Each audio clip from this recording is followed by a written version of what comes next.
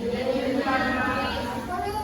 start our discussion or our day today, let us send more prayer. May I call Miss Tommy to lead the prayer?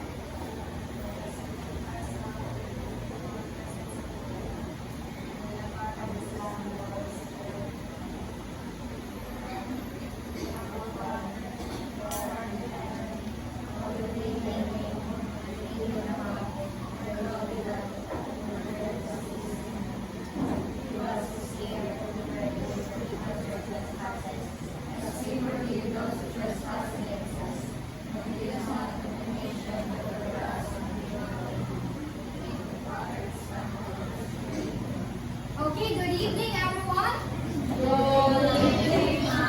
Okay, so before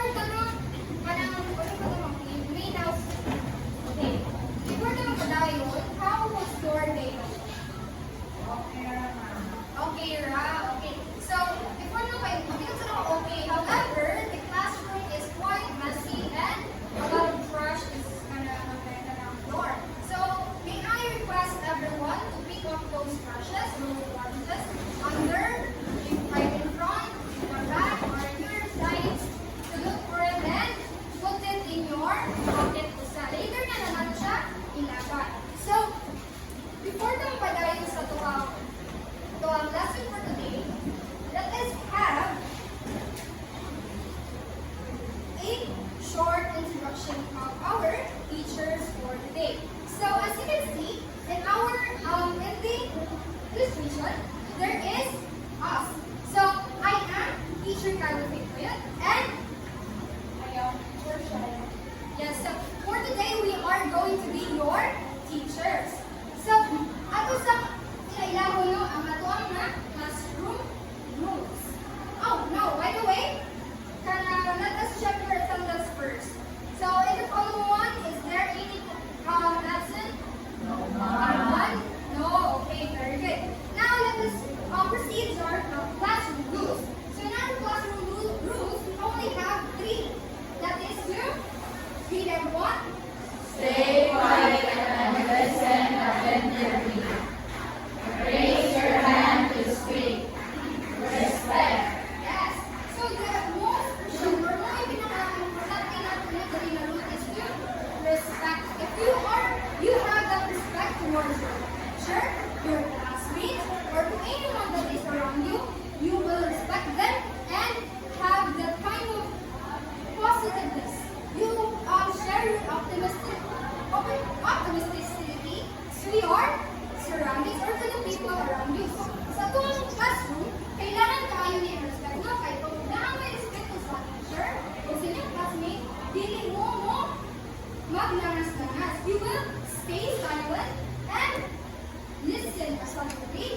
And for you to be able to listen attentively, you have to raise your hand. If you have listen attentively, maka-answer na ka sa pautangan ni teacher Ed kanina or dili magsigita ni sa tuwang takad. Am I understood? Yes, ma'am. Okay. Thank you. So, let us have Miss Sheena to continue our lesson.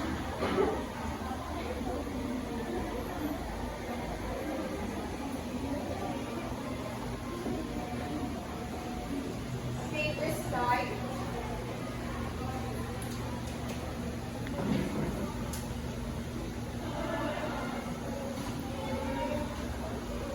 In this class, let's get our body moving. So I want you to dance like nobody else are watching. So if you want to dance, class?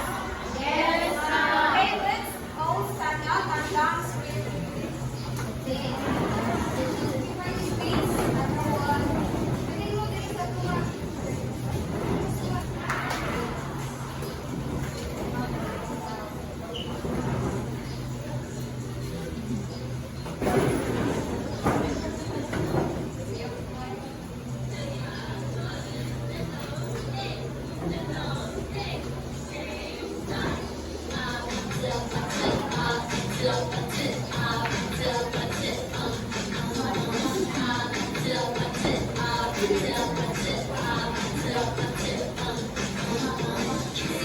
Kissy face, I'm trying to kiss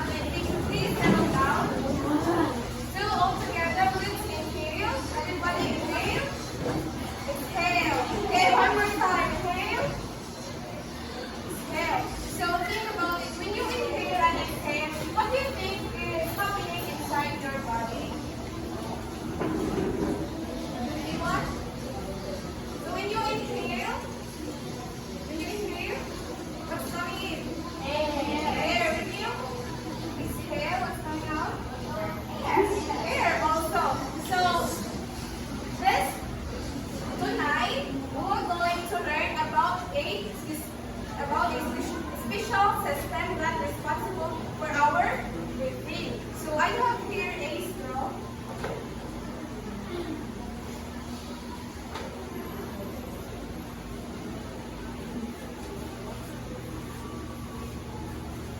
Please give one across.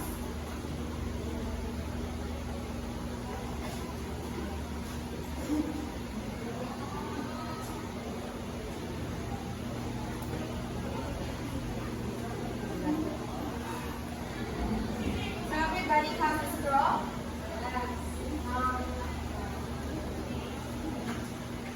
Alright, this time I want you to put the straw between your lips and you will going to inhale and 30 seconds.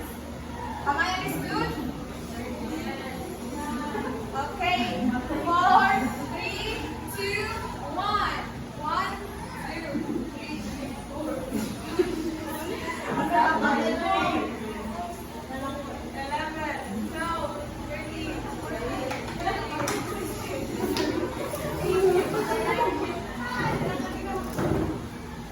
Alright, put down your straw. Okay, this time. Okay, how is your breathing with the straw compared to a normal breathing without the straw? Okay? Please raise your hand if you want to answer. Please. In the room? Okay, it's part of the breath. Anyone else?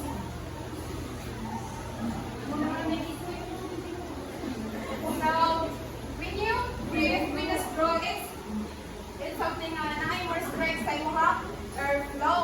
So you guys have a good observation sa tuwang topic today. So ang breathing isn't simple, no? It involves many organs to work together. And Miss Kayla po, you will going to discuss what are the functions and how is it work to bring that air inside our body and to bring it out, to make it a carbon dioxide. Okay, so good evening once again. Good evening. So, did you have fun doing our activity a while ago? Yes, ma'am. Okay, that is good enough. That is one of our goals. That is for you guys to have fun and to learn as well. And now, let us first discuss what are the objectives that we are going to, or what are those things na gusto natin makuha at the end of this discussion. So first we have identify and label the main organs of respiratory system, perform creatively and collaboratively the concepts of respiratory system by group activity, and lastly is to volume exercising to by actively performing physical activities. That would be our objectives. Now let us proceed to what our lesson would be. So this is our lesson outline. So first is we are going to have an introduction of what is respiratory system and what is the respiratory diseases. But we could not delve deeper into that because that is another topic or topic. And the organs of the respiratory system, which is very crucial, and that is the main point of this class or set. And lastly is the process of gas exchange. Now, the respiratory system, as we all know, that the respiratory system, it is the part or the area of our body that helps us to inhale or to have the oxygen that our body needs, as well as to release those air or those toxins that we must release. What does that substance that we release during that time? Yes, carbon dioxide. Very good, Miss Crystal. And now, the introduction of respiratory system is a group of organs and structures in your body that help you breathe. Breathing is important because it brings oxygen into your body and gets rid of the waste gas called the carbon dioxide, and your body needs oxygen to create energy and stay alive. So without oxygen, we are going to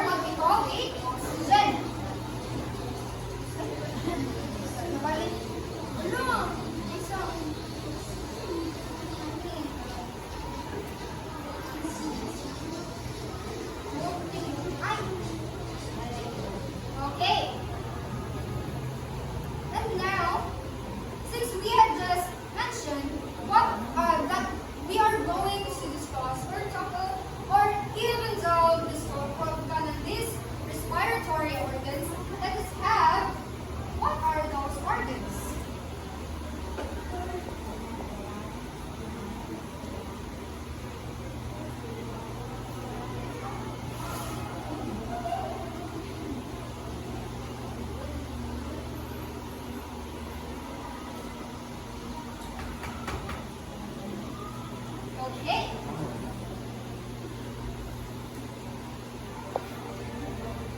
The first organ, or basing on this image, can you see? Is it visible? Yes. Okay. So, can you see, as you can see, what are those things that familiar? Do you think that there are parts that to you it is familiar? Yes. Okay. So, are you familiar of our throat? Yes, ma'am. So, where do you think it is located? Here. Okay, raise your hands to speak. Anyone? Okay, I will call Miss Angel. Where do you think is our throat located? Second. Okay, here. That is, sakto ba na natin dire ang throat? Yes, ma'am. Very good. Ang kaning throat, itawag natin siya sa pharynx. Itawag natin siya pharynx, which is the passageway for air moving from the nose to the trachea. And we will see na kung saan na si trachea, kung asa na si trachea. So where do you think is the trachea? Is crystal. Where do you think is the trachea? You mean coming front to read it? Where? Okay. Very good, Miss Crystal. Sa lingon siya na ang trachea is nakatiring. Is she right? Sakto ba? Yes, Do you ma'am. think na sakto ang ipag-review with Miss Crystal? Yes, ma'am. Yes, very good. Very good, Miss Crystal, because the trachea is actually here. Sakto. Naa siya sa tuwang. Sana siya ka-tube na mga diyan sa tuwang. Sa air. Very good.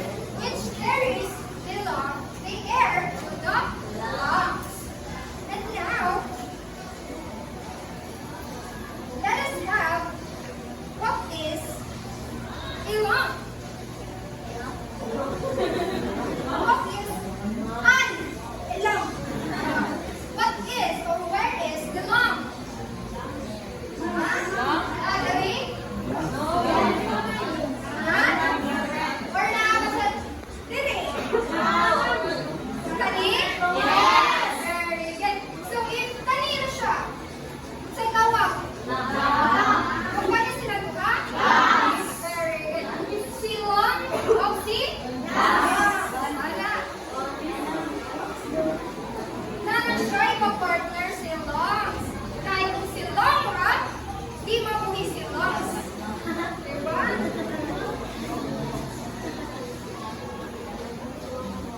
So the lungs is the main organ of our respiratory system where gas exchange occurs.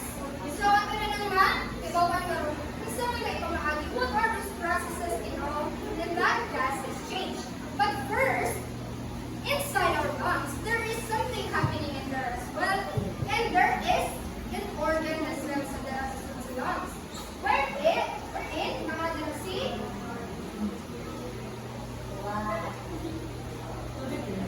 Mga dalasi? Bacteria. Bacteria?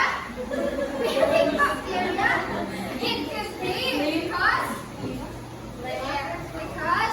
pwede rin mag-visit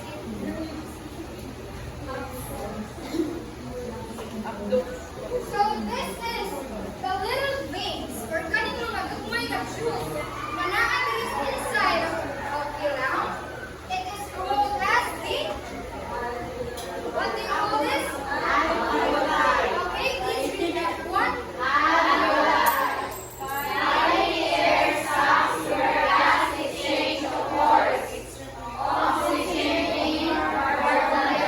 Yes.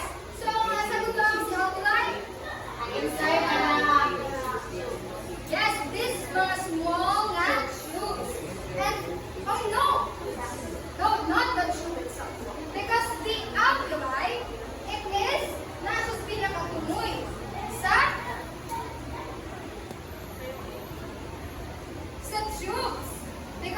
alveoli, this is some small sacs nga naatira mahitabo ang exchange of gases. And when we call the atong nasayupan na is a bronchioles. So bronchioles, it is a smaller tube inside the lungs that direct air to the alveoli. So when you see bronchioles, and then see alveoli sa pinakatumoy. And then, kung naa si bronchioles, naa po si bronchi. Very good. Si bronchi. Si bronchi kay, please read everyone.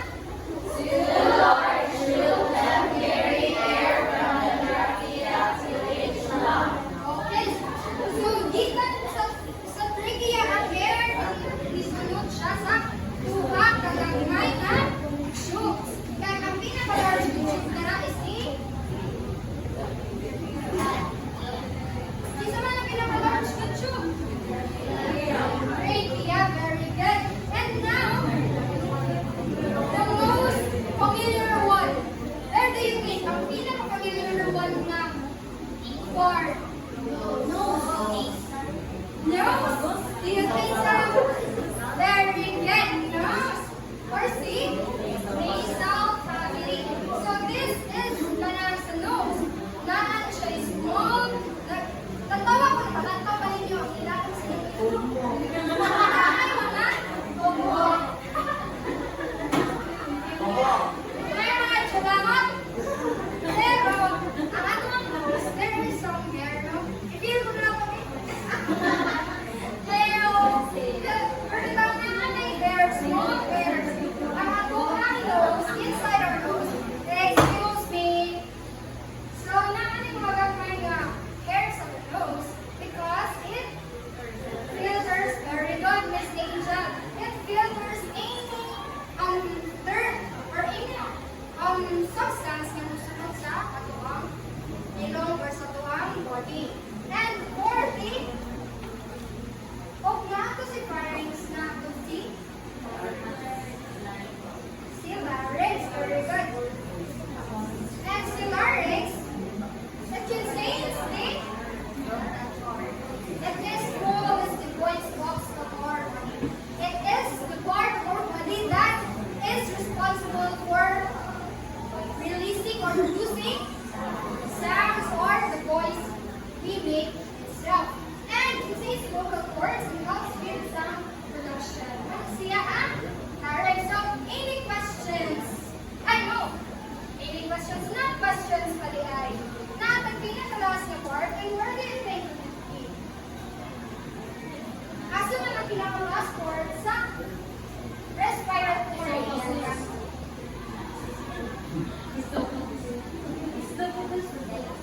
Diaphragm. Oh my God, very good. You're so smart, Miss Krista. Let's give her a round of applause. Very good. What we call the diaphragm. So, gamay na siya ng muscle. I mean, kanang under our lungs, that is every time you inhale na, mo expand. Huwag mo exhale, mo constrict. Yes. If you inhale, mo expand. Kung mo exhale, mo constrict. So, ang muscle under the lungs that contract and relaxes all right and keep the air in and out. So, any questions, clarifications, violent reactions?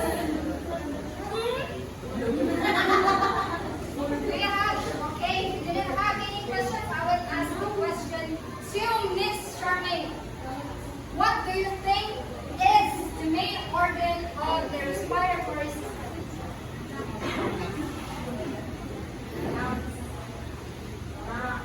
Lungs. Lungs. Dapat na. Dili na si lungs. Kailangan silang sana. Oh, very good. Yeah. What is that small sacs inside the lungs that is responsible for the gas exchange? Anyone? Okay. Si Miss Emily. Alveolar na.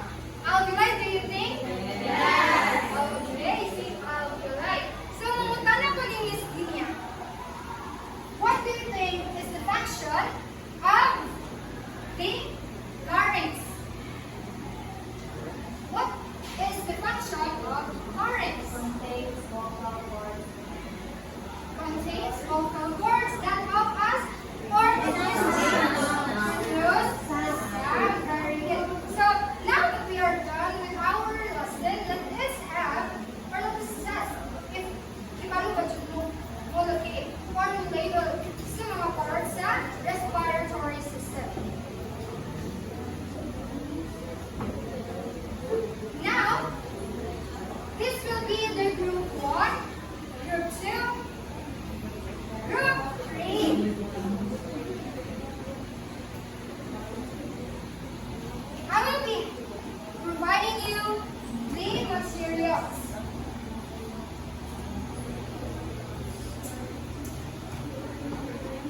The materials.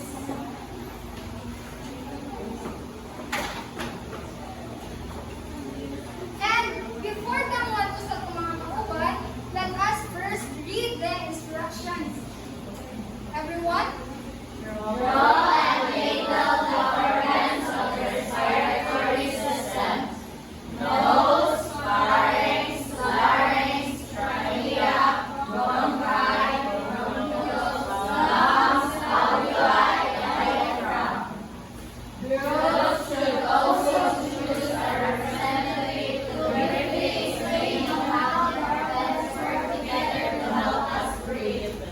Okay, is it in their sample?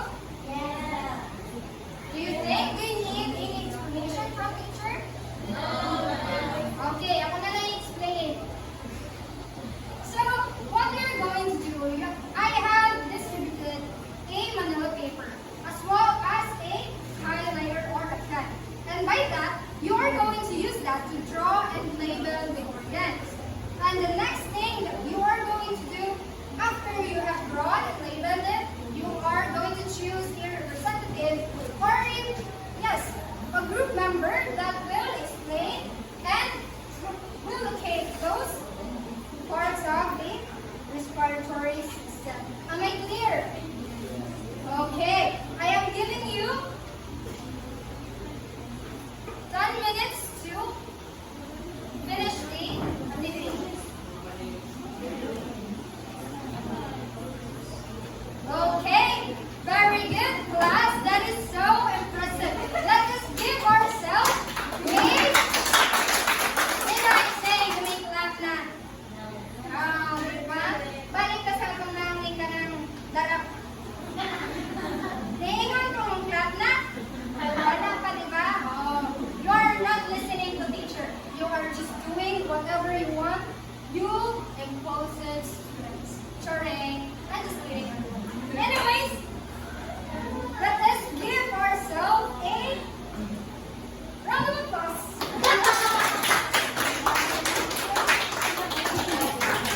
Okay. For our evaluation, I'm going to distribute a set of worksheets that you're going to finish for 10 minutes as well.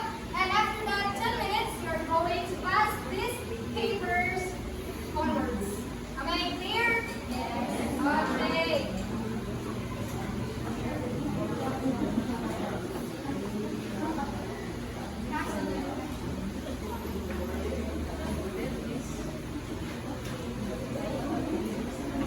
Okay, very good, class. Everyone is done? Yes, ma'am. Okay, very good. Now that you are done, actually, at the peak na sa doang lesson, let's dance balik. I'm just kidding. You're just going to have the assignment you're going to bring or just show us tomorrow.